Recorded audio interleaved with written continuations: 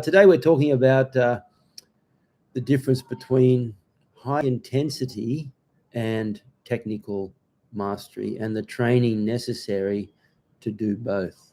And I think that's really important to distinguish between the two. A lot of people get them confused simply because they think that by doing one you achieve the other.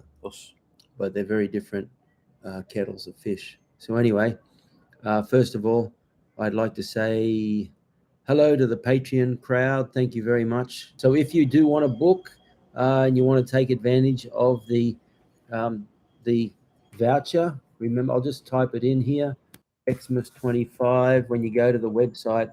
But if you type in that Xmas 25 code, it'll give you 25% discount from the books. So anyway, good to see everybody.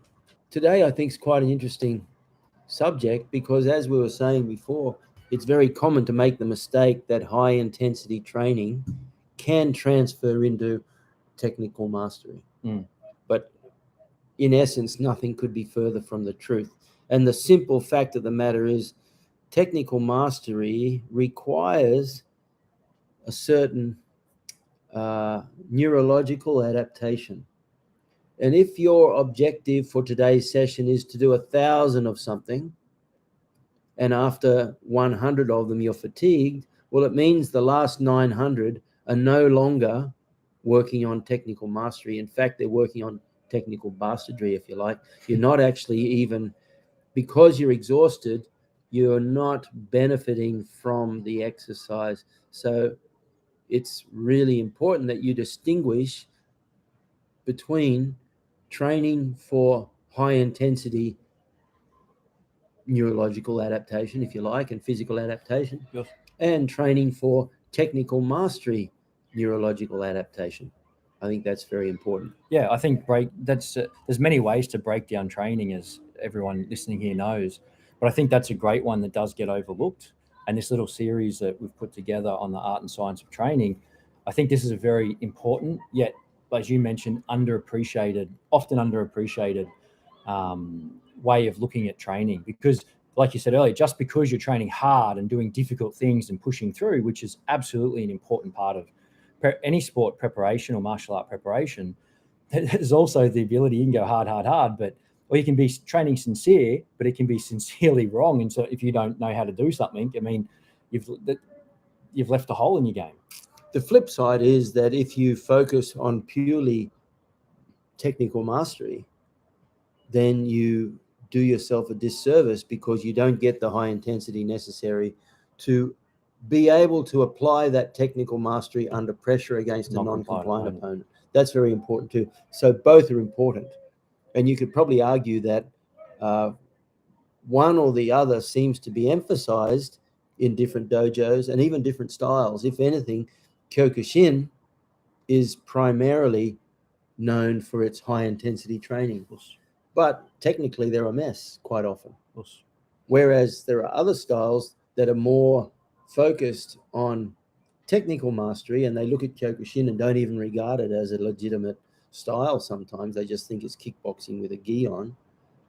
But the problem is, under pressure against a strong Kyokushin fighter who has trained super hard and can take a whack and may not be as technically good, but is super fit and strong, well, it's the last man standing. That's right. Dan Gay, the legendary coach of the Iowa Hawkeyes wrestling team, the most successful sporting team in the history of the world, he said that conditioning is his weapon of choice. Yet his and his students' mastery of technique was profound. I look at them as your left and right leg, so to speak. If you just do one, you're going to end up in circles. Yes. You're not going to move forward. You need to go left, right to get where you want to go. You've got to do sort of an equal, in theory, of each. And that's sort of the way that I attempt to communicate it to the people I work with. Yeah, I look at it as the three legs on a stool, because you have the shingi tai, you have the physical, which is the high intensity. Yep. You have the technical, but you also have the mental adaptation and ability to apply it. So quite often you see people with 2 out of 3. They can be mentally prepared and strong and physically fit, but they don't have the technique to be able to take advantage of those qualities. On the other hand, they can be technically very good and super physically fit, but they don't have the courage or the mental capacity. Yes. It's a little bit like the Wizard of Oz and the Tin Man, the the lion, and the other one, yeah, Straw Man. the Straw Man and the Tin Man. Well, they're examples of Shingi Tai, if you like. That's a good way, really good way to put it. Yeah. So I think it's very important that we understand and recognize the difference. Is one more important? Chrissy Dunn. You could argue that one is more important than the other at different times in the process. For example, when the chips are really, even then, when things are really going tough and you're pretty well equal in physicality, equal in mental strength, the one with the technical ability will win. On the other hand, if you're technically as good as each other and courageously as good as each other mentally, well, then the one with the bigger heart physically will win. So, and then you could be mentally courageous and strong, super technical, but not have the physicality. Yeah. So, I think they're all important, but one or the other can be more important at a particular time. Do you also think each individual might have traits and you have to work on them as an individual as well sometimes? Well, definitely. Remember back in the days when you were a live-in student at Brisbane and we had guys like Wally Schnaubelt and Gary O'Neill. You can remember watching Gary train. Yeah, I do. We were just talking about that before, and I remember I never lived in with Gary, but he was in and out at that time. And I remember just him in the mirror that was in the corner of the dojo there, and he would spend a lot of time just working on techniques. It was at a low intensity, so to speak, but it was technically incredibly well. And when Mitch says working on techniques, he doesn't mean just going. No. What he was doing was he was working on such fine detail, because one of the things I remember Gary would work on is, we know when we throw a punch, we're taught to throw it in a certain way, and there's a chain from the foot, leg, hips, lat, elbow, out, and so on. Gary realized that if you fire that chain in a particular order, namely from the foot out, it became telegraphic.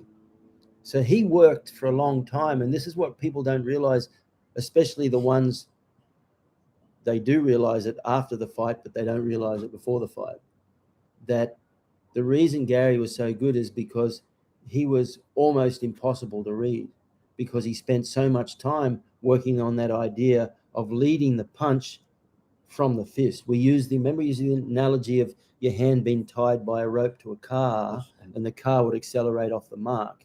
You're not going to have time to load your body before the hand gets pulled off. The hand would literally just get pulled off like that. And Gary spent a lot of his own time, I don't take any credit for it, he spent a lot of time working on the idea of leading from the hand, but still at the point of impact, having optimal power behind the technique.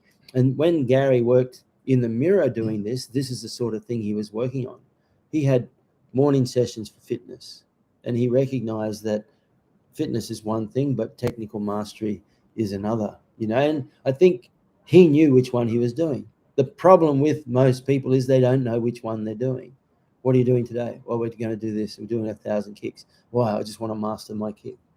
Well, no, that's going to give you a degree of muscular endurance for your kick, but it's definitely not going to help you master the kick, because fatigue sets in and you start to do the technique with poor technique. Yeah, or it becomes slower, or it becomes more labored or more telegraphed. You use more body swing, all that kind of thing.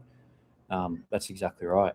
Exactly. So I think it's really important to be clear about which is which. And when you do a training session, I would almost say, and I haven't given it much thought, but I almost say you can't do both in the one session.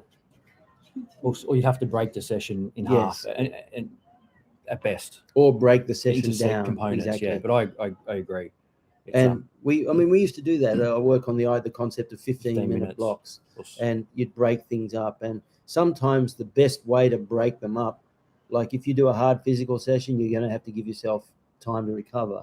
So spend 15 minutes doing some easy stretching and so on, and talking about what you're doing, and then gradually work your way into some good technical stuff, or flip it around. Do the technical stuff first, which doesn't require a lot of physicality, and you need to avoid the fatigue.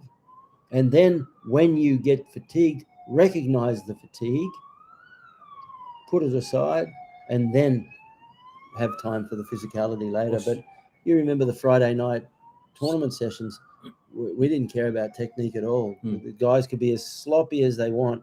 The objective was optimal physicality. Yeah, push hard.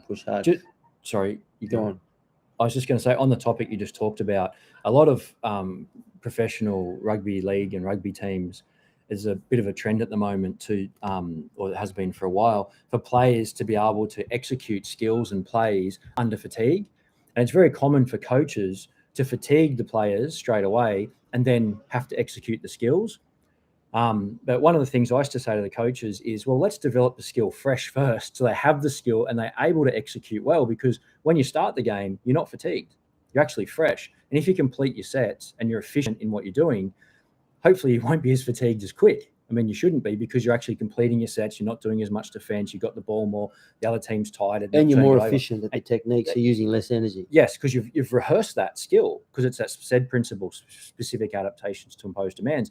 But then there's also a time when you do get tired that you need to execute under duress and under fatigue. But that'll come naturally through doing the skills enough well. You will build a fatigue into doing that and extend your capacity of being able to execute a skill at a given intensity. And I know what I've said probably sounds a bit like jargon, but it's such an important concept, the ability to have a certain level of a skill and execute it at a certain intensity. And when I say intensity, I'm talking about non-compliant opponent, in this example, who's trying to hurt you, and be able to do that for longer and longer and longer as that skill becomes more and more ingrained and more trained. The other reason why I think it's really important to focus on skill before performing the skill under pressure against a non-compliant opponent is the mental aspect. Because if you know you don't have the skill and you're forced to exercise that skill under pressure against a non-compliant opponent, you're not going to be mentally ready.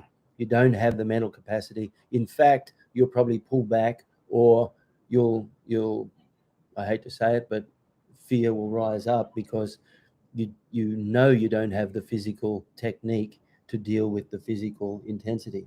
On the other hand, if you've drilled that skill to the point where you are absolutely certain that you have achieved that to a high level of skill, even under duress, your confidence will allow you to keep moving forward. And I think that's very important, not just in rugby league, but also in any sport, but especially in tournament fighting, having the confidence that you can do what you need to do under pressure because you've mastered that skill. That's a very, very important aspect. I think so too. And as someone who's just learning new skills at the moment in terms of grappling with yourself and everyone that I'm training with, I can testify that sometimes, most of the time, I don't pick things up as quick as others. I'm a pretty slow learner. And sometimes it can be easy to go, oh yeah, I get that, instead of asking and saying, can I see that one more time? Can you see how I can do this? Because there's a degree of humility and necessary, I think, to put your hand up and say, oh, I'm not quite getting this. I think that's an important thing to do as an athlete. Yeah, I think it's very important. And if you do need to drill skills, even if your session is focused on skill development, and in Mitch's circumstances that he mentioned, some of the skill work that you're working on with grappling requires very slowly mastered fine motor skill. It can be that your hands and feet have to be in exact position as you transition to here, because if your hands are like that instead of like that, well, then the whole thing breaks down. So it's really necessary to be very clear about that perfection of technique. Now, if you're fatigued, even if you know what to do, you can't do it. Yeah. So you have to know when enough is enough. So if your goal is technical mastery, I don't believe you should ever encapsulate that in a minimum number of reps. we're working on this particular skill, so therefore we're going to do it 100 times today. What you should do is work on that particular skill the second you feel the fatigue cut in. And sometimes you don't feel it. As an instructor, you need to be able to say to your student, now's the time to stop. I think that's very important, to be able to know when enough is enough. And Charlie Francis talked about that in Training for Speed. He said he used to listen to the athlete's foot ground contact on the ground as they're running, and despite what he had on the piece of paper in terms of their training program, if someone was fatiguing and their ground contact was longer than it needed to be, he'd pull the session up. And there's so much wisdom in that. It's not funny. It's just incredible. Yeah, Marco, prior preparation prevents piss poor performance. That's very Australian. Yeah, good on you. And what Sensei Mike says there, it's important to have a clear picture of what you're training for, because that's when you get lost, because they assume any training is good for all outcomes. That's the whole problem in a nutshell. That's the essence of it, Sensei Mike. Absolutely. And I have to say, I remember, some people think that if you're not training hard, you're not training. Some people think the flip side is if you're working sublime technique, you're becoming a master. But you've only got to go back to the 10 mottos of Unko Itosu, what they call in Japanese Itosu Jukun, the 10 sayings of Itosu from 1910, I think he wrote it. But in that he says, there is training for real fighting and training for what he calls, I think, physical culture. In other words, fitness and health. Both are valid, just don't get them confused.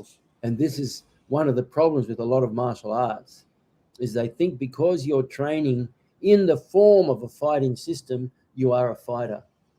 But it's absolutely not the case. It may well be that you spend 10 years, it's almost like wushu, like the Chinese operatic forms of martial arts, ballet, if you like. They're the best at the world in all that. Does it mean that they'll win UFC tomorrow? Not even close, because they don't have that experience of duress under pressure against a non-compliant opponent. Everything they do is rehearsed.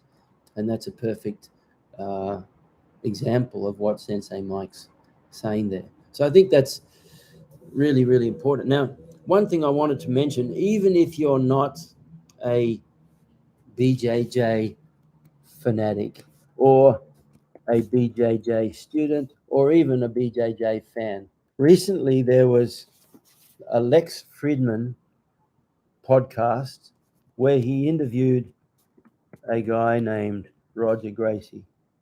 Now, Roger Gracie, or Roger Gracie in Portuguese, he's called the GOAT of BJJ, the greatest of all time, in terms of mastery of a particular system. He's your man. What he's done there is absolutely incredible. Podcast. Look for it and listen to it with an open mind. Don't even have to be interested in BJJ, but the lessons he dishes out in that about training for mastery and skill is incredible.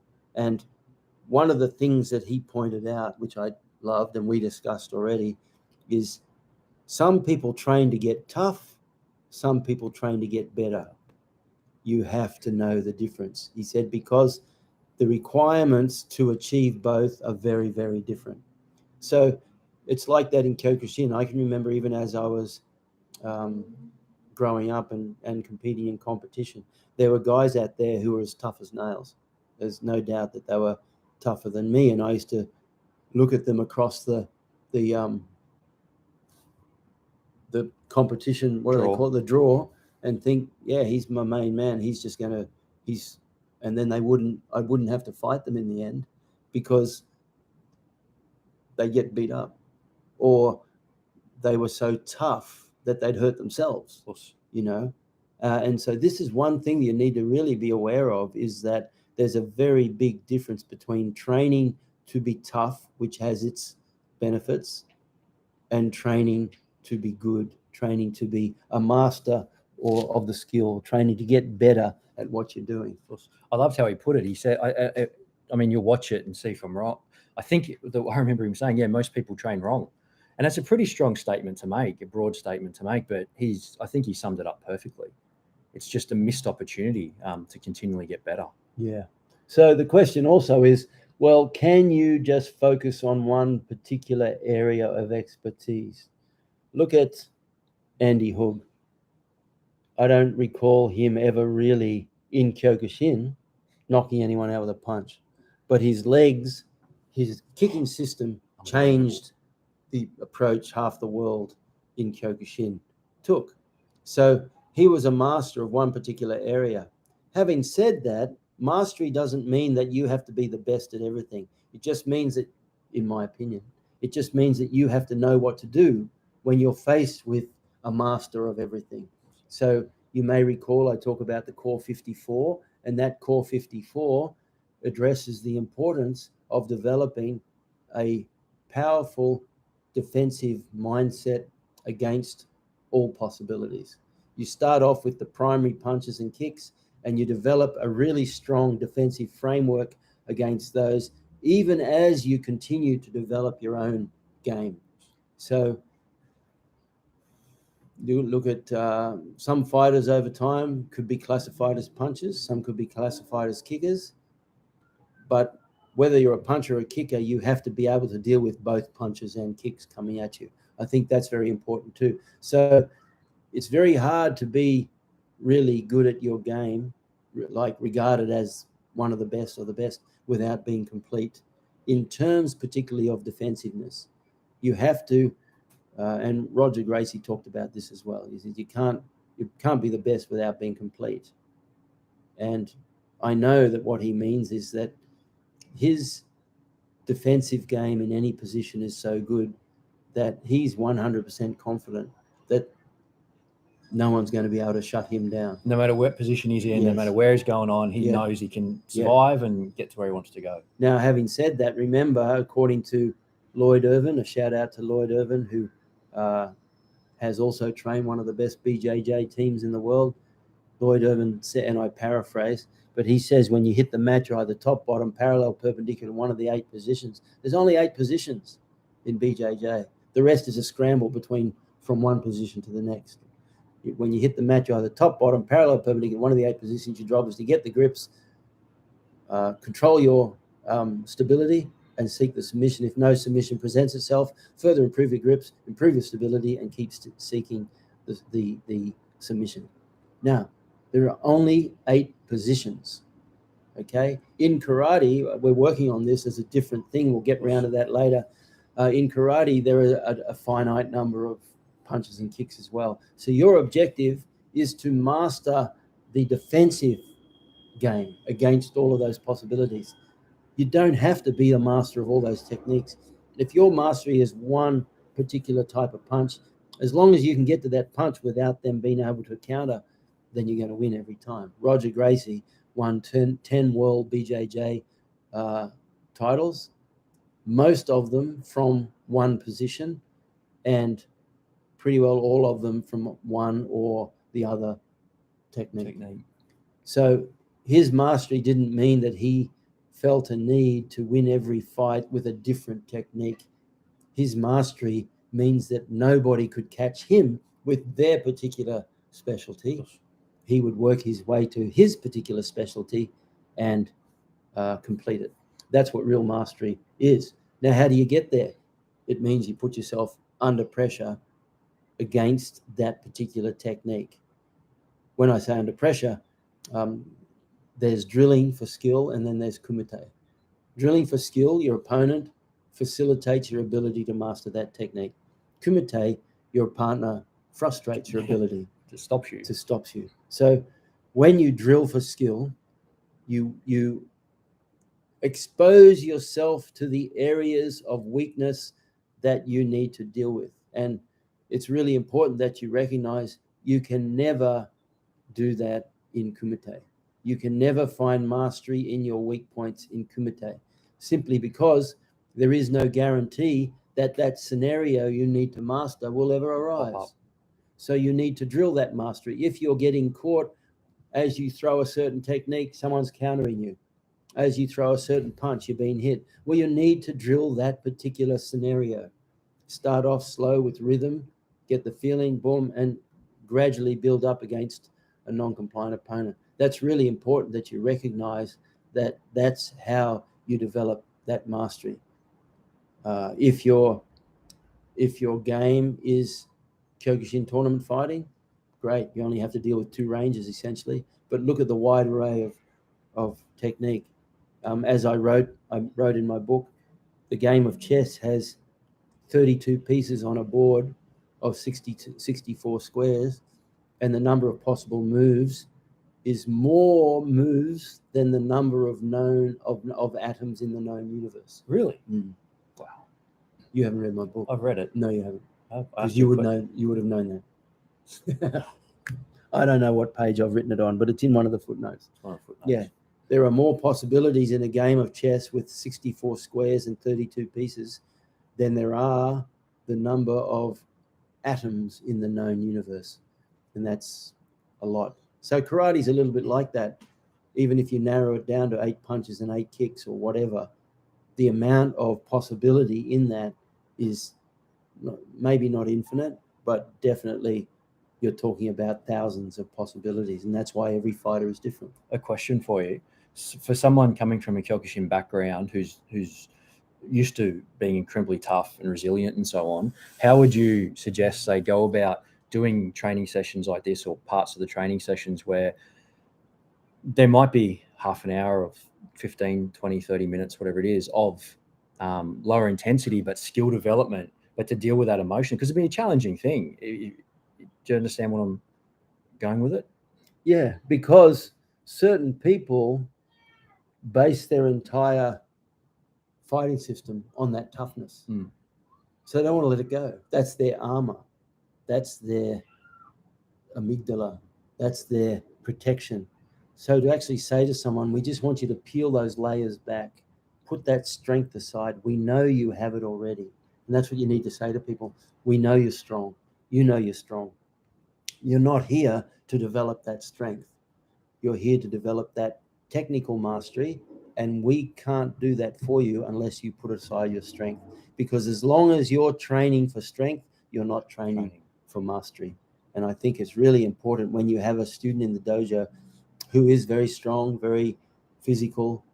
If they want to develop the skill, you need to pull them right back. I've even used a metronome. They need to understand Kyokushin is recognized as a hard style, but it's not. It's actually a soft style in terms of the meaning of hard and soft. Kyokushin is based on Goju, which means it's based on circular motion. And that means essentially it's a soft style. It's just a soft style that's trained very hard.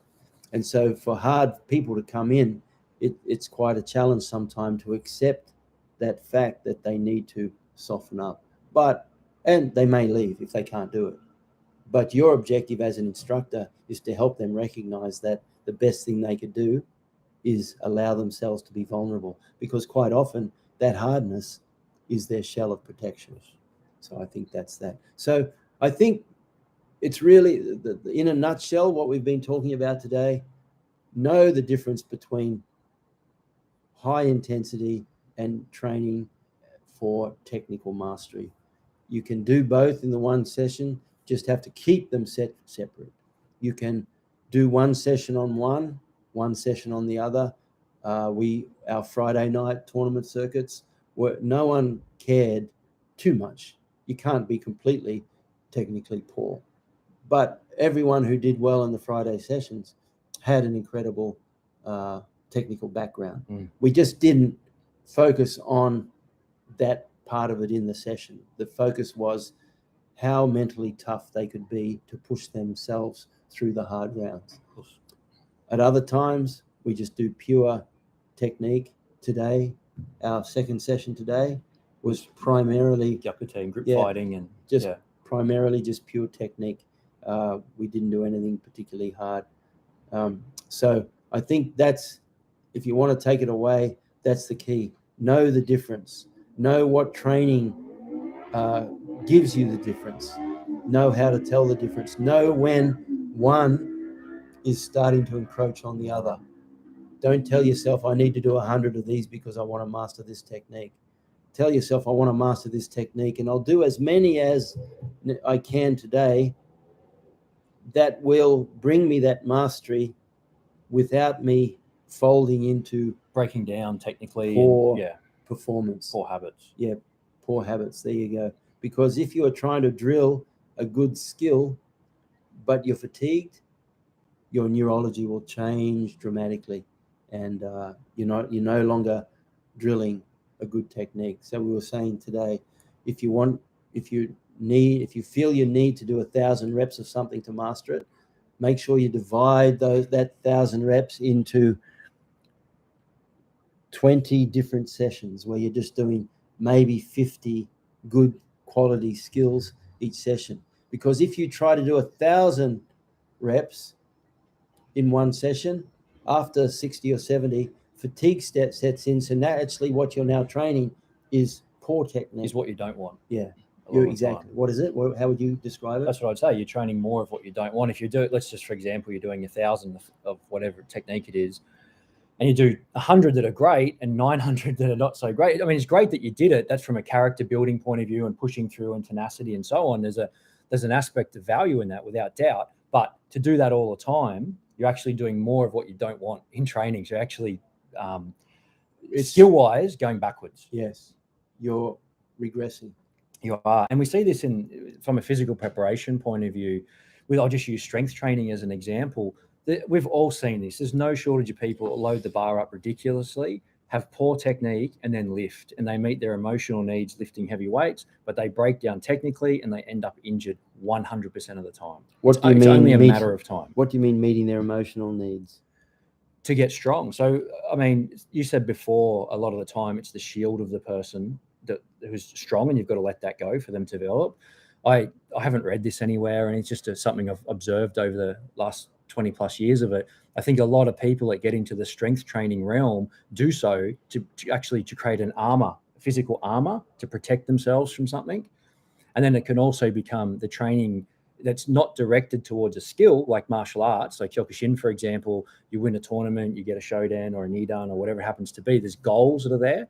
But if you're just training just in the gym training to get bigger and stronger, essentially there's an enormous aspect of just meeting an emotional need. That's how you see yourself. You need to do these things, and you're building this armor, and which is fine to do. I'm not against it at all. I think it's incredibly impressive physiques and physicality people develop. But at the same time, you've got to ask yourself why at some point, because over our lifetime, we all end up degenerating. We all end up regressing at some point. It's just part of the human condition. So why not do them concurrently with developing a skill, developing courage, all those types of things? But the flip side is, why would you deliberately speed that process up? Yes, by training poorly. Poorly, exactly. That's right. So yeah, we see that a lot. I've had that exact. I knew what you meant by emotional needs. I've had that exact situation every year. Generally, on January 1, we might do something interesting. 1,000 punches and kicks under a waterfall. Or I've come to those sessions. Yeah, last year we did the kata. We did 100 kata on the beach, and one year I did 100 reps of the stairs down at Currumbin. Okay, just for those that don't know, I've got to jump in here. Currumbin stairs was it 6 or 7 stories high? It's 144 stairs, and it takes 177 steps to get up there. Yeah. And they are steep, and there's a little hill about 3/4 of the way up that really is a heartbreaker, and it goes right up the top. It's very vertical, hard stairs. They're tough sessions. And realistically, most people do 5 or 6, and the fit guys will do 10. And we were doing 10. So it just because my emotional need was that I felt I needed to do something special every January 1. So for this one, the year before, 2012, Kat Sayers was a second dan from Melbourne, strong, talk about a tough, skilled girl. She came and lived with me in my house for about 9 months to train. And would you believe, she turned up on January 1, 2012, and I said, well, I'm going down to the beach. You can go on and sit in a coffee shop. I'm going to do some training. And she said, what are you going to do? I said, well, I'm doing 2012 squats nonstop, because it was 2012. So she said, oh, I'll do them with you. And she did. Wow. She didn't pause. So 2013 comes along, and I wanted to do 100 reps of this set of stairs. And I added 1,000 kettlebell swings and 1,000 push-ups and 1,000 squats and 1,000 sit-ups. Sit-ups. Yeah. Okay, there's my emotional need. I had this ego thing where I wanted to be able to talk about it and say what I did, and I was, 50 plus years old at the time. I just wanted to show off to myself as well as and I started at 5:55 in the morning, and it took 10 hours. I finished 4 p.m. Wow. And I achieved it. The downside is my knee's never been the same since. 2 meniscus tears, ACL tear, bone-on-bone osteo, 2 bone chips floating around. I destroyed my knee in the name of my emotional needs. So there's a perfect example. I wish I'd spoken to Mitch about this before that day. You would have just told me I'm a wuss. Yeah. Shut up. I would have done it anyway. Yeah. So there's your emotional needs versus technical mastery is very, very important to recognize. We all have baggage. We all have things. And sometimes when we train, of course, the number of times someone's walked into my dojo and wrapped their hands and said, I'm here to fight you or whatever. Well, of course, you're not going to go, wow, come on, you just join in and we'll do a nice technical session. Yeah. You need to be able to put your dukes up and at least perform under pressure.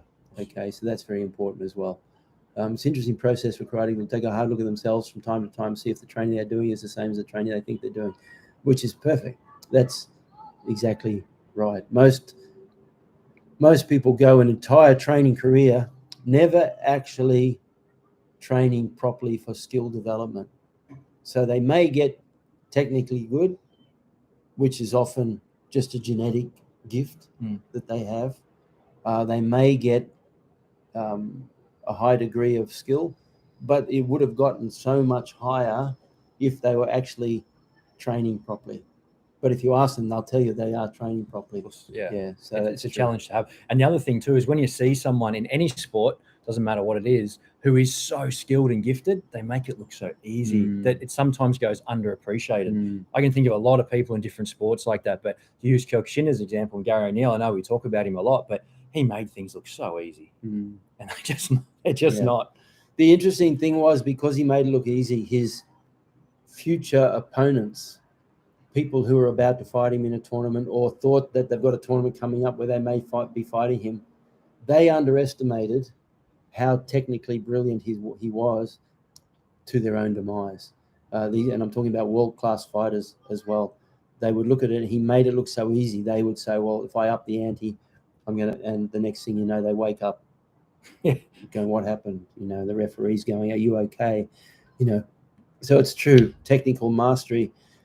I remember I've often mentioned Nakakura Sensei was a kendo 10th dan. I think he was 78 at the time, was in Brisbane, and the kendo club used to train at the same place as I did. And so we were watching him, and he's 78 doing randori with a kendo stick against current Australian champions and just tooling them. Just they could not even find an opening in him. So very interesting.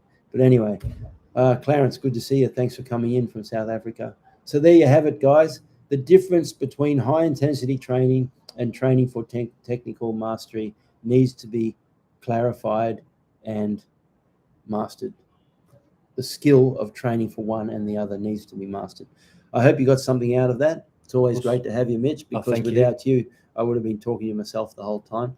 And Mitch definitely adds a priceless component of the training skills that I lack. So I appreciate it very much. I hope you got something out of it. To the Patreon family, once again, I owe you my life over the last few years. You've been really, really helpful.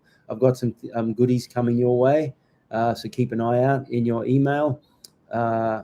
If you're not a subscriber, please subscribe. If you are, get the word out. Take the link, paste it in, send it to your friends on Facebook and everything like that, and let them know how good looking, let them know how incredible the content is. And good looking you are. Yes, indeed. Now, the Patreon's awesome. I've got to say, I'm a Patreon member too. And the things that you've given us already in Patreon are great. Really great. Yeah. And I look forward to the things that come as well. I'm not active as I should be enough with Patreon, but I make sure that the Patreon family get things which are very exclusive to them, including links to certain videos that I put on YouTube, which you cannot access without the link. So, they're not public, they're private. But anyway, thank you very much. Also, thank you very much. Keep training well, guys, and we look forward to seeing you next week. Thanks, Mitch. Thank you.